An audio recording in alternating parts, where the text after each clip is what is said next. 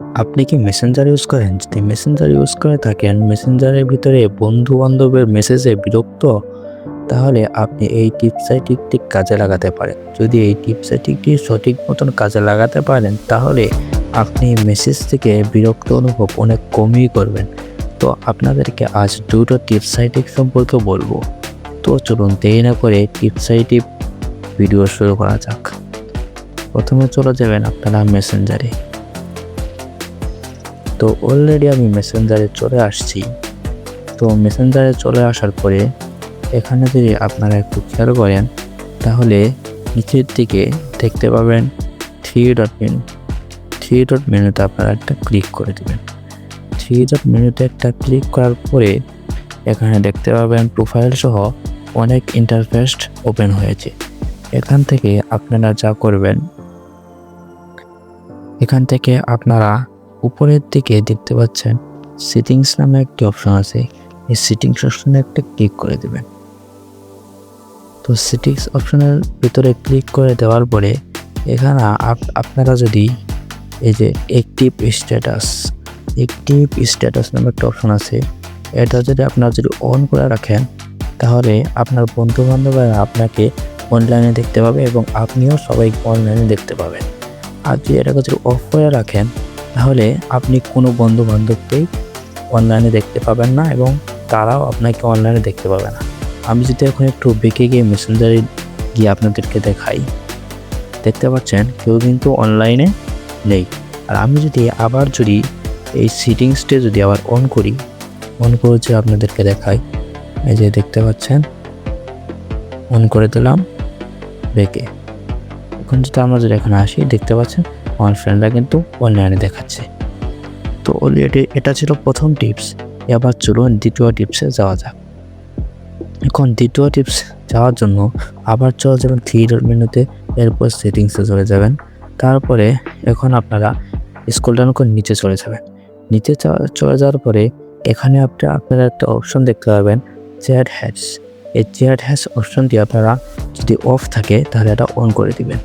এটা অন করে দিলে কি হবে, আপনারা এটা অন করে দিলে আপনাদের ফোনের স্ক্রিনের ভিতরে, আপনারা যখন ফোনের ভিতরে যখন ফেসবুক রিলস দেখেন কিংবা গেমস খেলেন কিংবা যে কোনো কাজ করেন, তখন আপনাদের ফোনের যে ডিসপ্লে আছে ওই ডিসপ্লের সামনে যে আপনাকে মেসেজ পাঠিয়েছে তার আইডিটা চলে আসবে। তো এটা কীরকমভাবে কাজ করে আমি আপনাদেরকে দেখা দিই সহজভাবে। তো দেখতে পাচ্ছেন আমার কিন্তু অলরেডি চ্যাট হ্যাশ অপশনটি কিন্তু অন আছে। এখন আমি এখান থেকে বেঁকে চলে যাই, মেসেঞ্জারের অপশনে যদি চলে যাই, এখন আমি উপরের দিকে মানে এরকম উপরের দিকে যাই, দেখতে পাচ্ছেন যে এখানে নিচে একটা অপশন আছে, chat hash active start Converse, মানে এরকম একটা অপশন আছে। এটার ভিতরে আমি এখন একটা ক্লিক করে দিই, দেখতে পাচ্ছেন এখানে কিন্তু মেসেঞ্জারের উপরে আরেকটা মেসেঞ্জার শো করছে।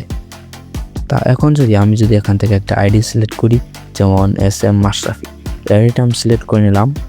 এখন এই আইডিটা আমি সিলেক্ট করি, তাহলে দেখতে পাচ্ছেন আইডিতে কিন্তু এই যে এখানে অ্যাড হয়ে গেছে।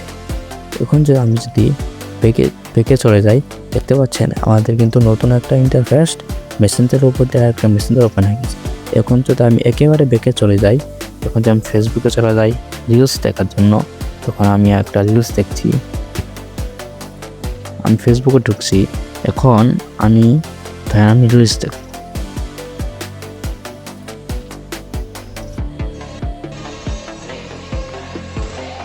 দেখতে পাচ্ছেন এখানে কিন্তু আমি রিলসের ভিতরে চাপ দিয়ে দিয়েছি। এখন আমি রিলস দেখার মাঝে তাকে মেসেজ দিতে চাই, তার এই যে আইডিটা আছে, এই যে এখানে দেখতে পাচ্ছেন তার আইডিটি কিন্তু অলরেডি এখানে শো করছে। এখন তার আইডির ভিতরে আমি একটু ক্লিক করে দেবো, দেখতেই পাচ্ছেন ফেসবুক রিলসের উপরে কিন্তু এই আইডিটা শো করছে। এখন এখান থেকে চাইলে তাকে মেসেজ পাঠাতে পারি।